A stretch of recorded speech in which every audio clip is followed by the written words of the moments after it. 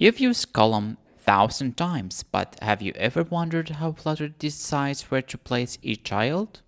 Let's go deep inside RenderFlex, the brain behind the column widget. In Flutter, column is just a high-level widget built on the top of the Flex widget. The real work happens inside RenderFlex object. It's measure children, assign sizes, and position them vertically based on alignment and constraint. Here is how the column widget actually built. See that column doesn't do layout itself, it simply passes everything to Flex, which then delegates to RenderFlex for actual measurement and painting. RenderFlex performs layout in two passes. First, it measures all non-flexible children to know their natural size. Then, it distributes remaining space among flexible children, those inside expanded or flexible widgets.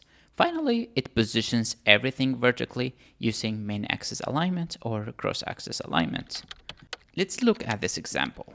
Here what happens. Red box gets the natural height 50, and the blue box to 50. The green box expands to fill the remaining vertical space. The RenderFlex then positions all the three according to space around. Here's the pro tip. If your column overflows, it's not a bug, it's a physics. The parent gave it less high than its children need. Wrap it with single child scroll view or use expanded widgets smartly. So now you know how column really lays out its children. With the help of the RenderFlex, next up we will go horizontal and open up the row widget. Follow for more.